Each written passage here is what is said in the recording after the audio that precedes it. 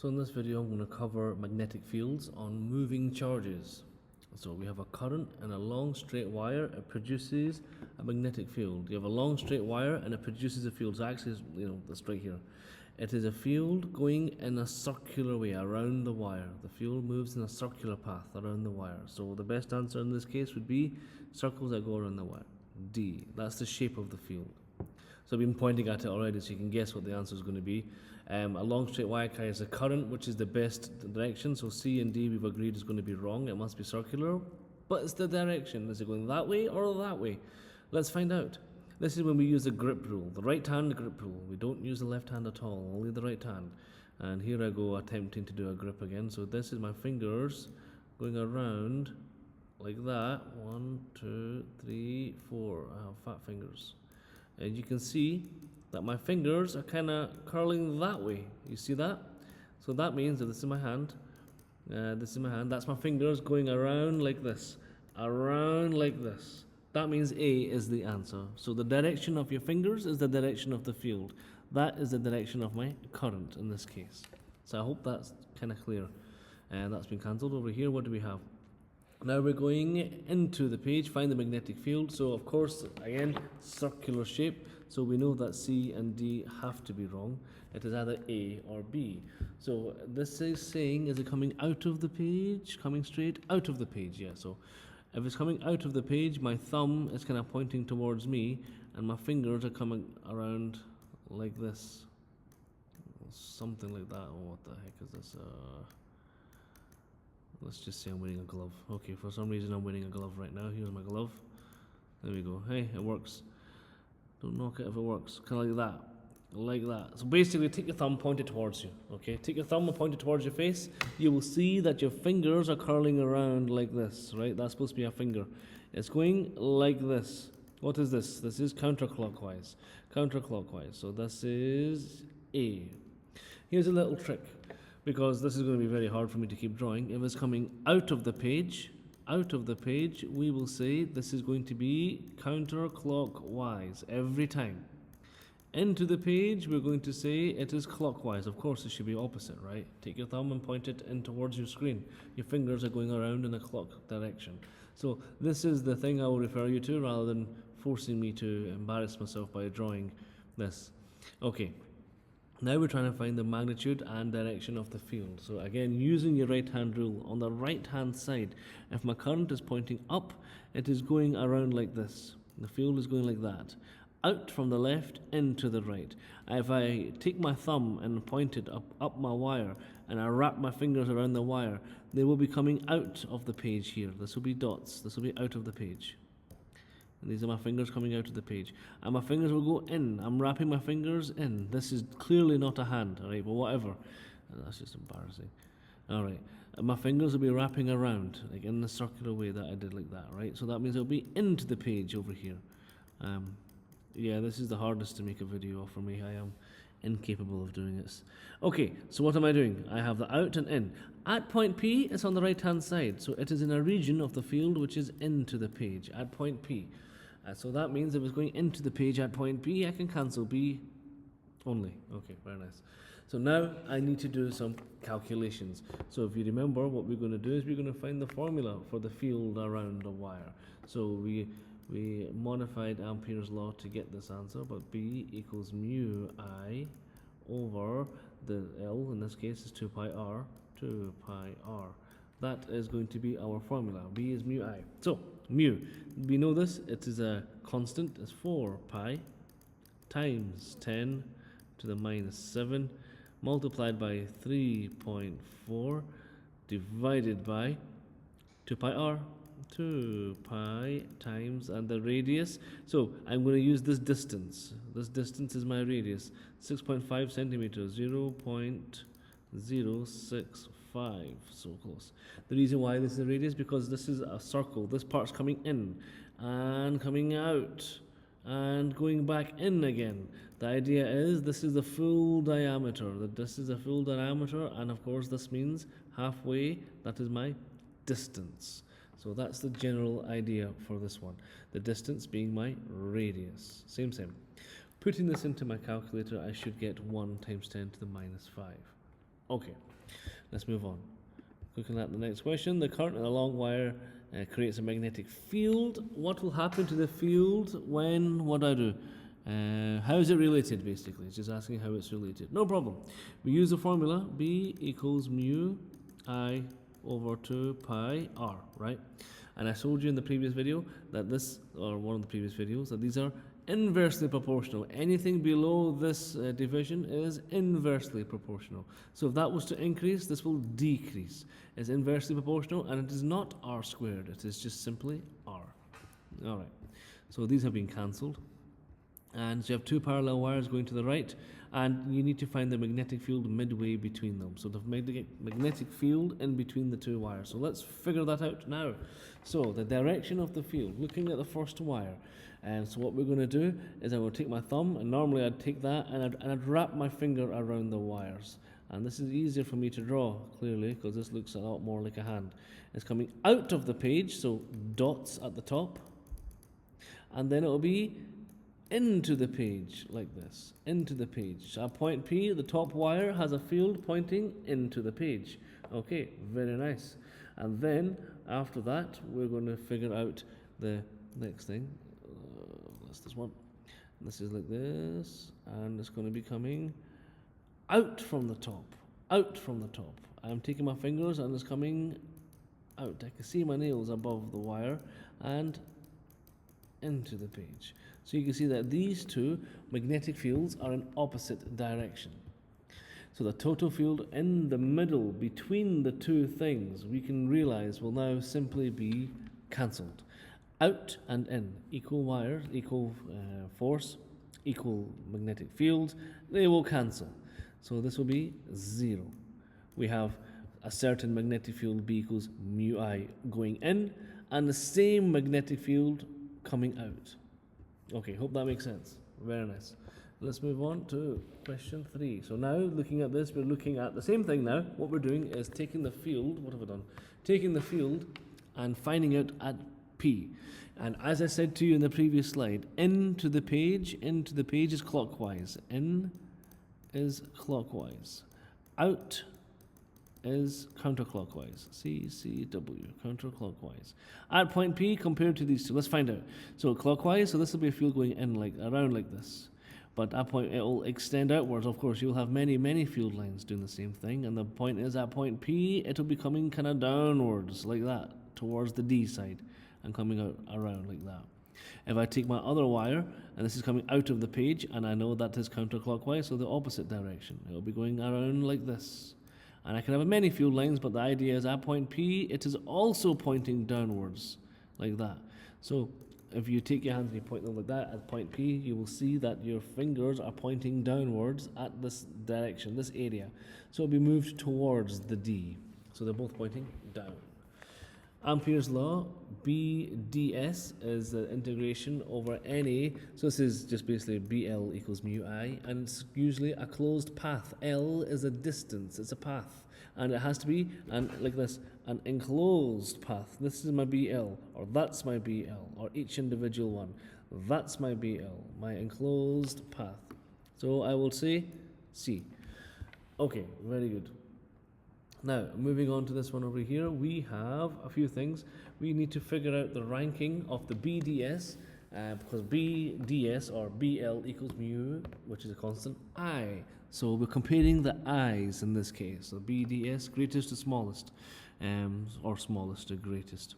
Okay, let's look at A. Here is A, and that covers everything. What do I have? And it doesn't matter which one's plus and which one's minus. You're just subtracting the ones that are opposite each other. So in this case, I got 5 and a 1 coming out, so that'll be 6 out, and then 2 in. I'll have 1 plus 5 coming out, minus 2 coming in. I picked 2 to be minus. You could have said 2 minus 5 minus 1 if you wanted to be awkward, like some of my students are. You can do that, or I'll just keep it simple. 6 minus 2 gives me 4. That's A done. Let's try another one now. Let's move on to the next one, and let's look at B. Where are we? Here is B. Here we go. B is here. I have 1 and I have a minus 2. Just keeping the same notation. It's not important really. I can do 2 minus 1. It's the same thing. It's just the magnitude I care about. Because it's just a magnitude, I don't care about the minus. So I will write 1 minus 2 just to keep it the same, which becomes minus 1. Again, no magnitude, just magnitude, no need for the sign. 1 is the magnitude. Okay, good, very nice.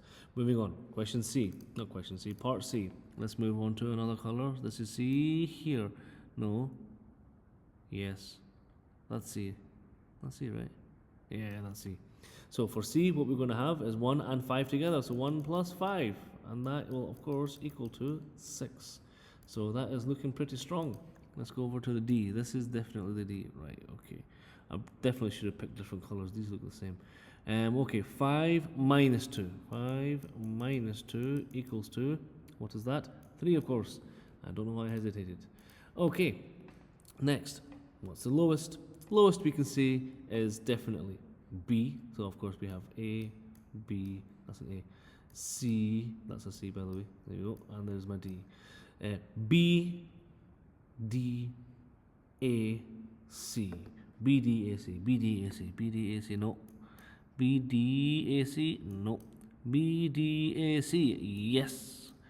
This, no. So B, D, A, C. Very good. Over here, oh my God.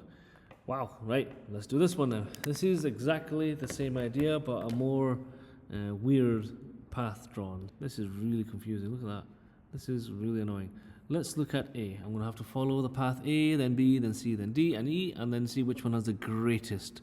So if we look at A, quickly covering up A, you will see that I will have 10 out, 2 and 3 in. So it'll be just basically 10 minus 5. So A is just going to be 10 minus 2 minus 3. This is A, by the way. Equals to 5. That's a 3, by the way. There's my 5. Okay. I have done A. Looking at B, I probably should change the color, right? Let's look at B. Let's try that one. Here is B, covering all of that, going all the way around. It looks like B is enclosing everything. So you will have all of them. 10 minus 5 minus 3 minus 2, which will just give me 0. So B, I'm not going to write the whole thing out. I'll just write 0. 10 minus 5 minus 3 minus 2. C we have at the edge over here. So that's easy. That's just 5. So C is 5. Okay, D.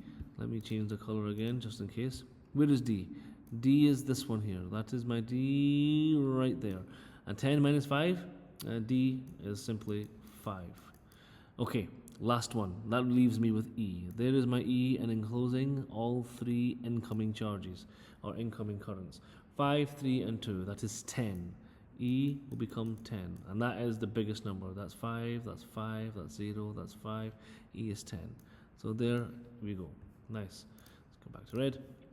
Which current produced the magnetic field at point P shown? And we have an Amperian loop. Now, Amperian loop. This is very, very similar to electric flux, and we had many more questions like this on electric flux back in term 1. You found that if you're talking about point P, we were doing this electrostatic shielding, you'll find that everything, all current has a field around it. All of the currents have a field coming around it, all of them. So point P is affected by all the fields. If it asked about flux, then that's different, because obviously if you had a point P inside, this will cancel. You have cos of 180, cos of 0, they cancel. We covered that in term 1. So it looks like there's only one question. So the clue here is magnetic field around here. Every single wire has a field. They will all contribute to the field, regardless of the Amperian loop. This is just telling me about the BL equals mu I. I can rank them in order of the magnetic field. This, if I wanted to do that in the loop, I would not include the I3, but P is outside of the loop. So we will include all 3. I can make another loop outside if I wanted to. All 3 contribute to the field around point P, which is outside of the loop. What am I doing now? Which is true about the magnetic field if the integral BDS equals to 0. So let's see. So again, BDS, I don't like writing all those fancy symbols and letters. That's just too much for me. I'm a simple guy. We'll do BL equals mu I. This is the general rule. To make this side 0, the current would be 0. Yes, because if that's 0, then that's 0. That's the whole point. This equals to that. If that's 0, then of course this is 0. This is good. The magnetic field is normal to the selected path. Now, this is actually true because it's actually a dot product. So you see that's a dot product. It's not cross. If you remember dot products from vector addition, you go to cos 0 BDS cos, and that's actually written in the formula sheet actually, and BL cos theta. So because it's cos, normal means 90 degrees, cos of 90 is 0. Magnetic field being 0, of course this side will be 0. Actually, they're all correct. There you go, all of them are correct. Okay, so inside the wire has been cancelled, outside the wire is not cancelled, and this is just the general formula, B equals mu I over 2 pi r. So that is just directly using the formula we've written a couple of times now. This graph is very similar to the same graph we did when we were talking about the field, electric field inside like spheres and things, and this is now it's a magnetic field about a wire, and as it's coming out of the wire, the field is increasing. Why is it increasing? Because I'm catching more bits of current, so that's why it's getting stronger. But as you leave the wire, I am leaving the wire, I'm leaving the current behind. As you get away from the wire, it gets weaker. So it's going up and then coming down. And this is the rule that you get. This is the shape that the graph makes. Okay. And now you have a solenoid, which when the current in the solenoid is increased, where is there an increase in the strength? So of course, this is all a magnetic field, K, L, M, the all field. They will all increase. If I increase the current, I will increase the field everywhere. The question that I could ask you is, where is the strongest? You would say M, that is the strongest. Where is the weakest? Maybe K in this case. Where the lines are closer together, it is stronger. L, they kind of start to curve away, so that's like in the middle, that's medium. A current in a solenoid creates this field. The strength is directly proportional to, that's the formula for the solenoid. There's only one formula written in two different ways, Bunny. So you have Bunny over L, like this. If you remember N over L, that's a number of turns per meter or per length. That will be replaced by small n. Either way, Bunny over L, this is the relationship. We are talking about directly proportional. It's directly proportional. Area is not part of this. Current, yes. Number of turns, yes. Remember, if it's above the division, it is directly proportional. These two are directly proportional. Very good. That was supposed to be an arrow, looks like a P, but that works nicely because I said the word proportion. Okay. What is the field inside a 4 meter long solenoid that has that many loops and that much current? So that's pretty straightforward. We can just quickly go ahead and solve that. I can just use Bunny. So we have B equals mu n I over L. Okay, 4 pi times 10 to the minus 7 multiplied by 4,000, 1, 2, 3, multiplied by 800. I'm dividing that by the 4 meter long. And you will solve it, and hopefully you get the answer of 1 Tesla. Okay, great. We're making good progress here.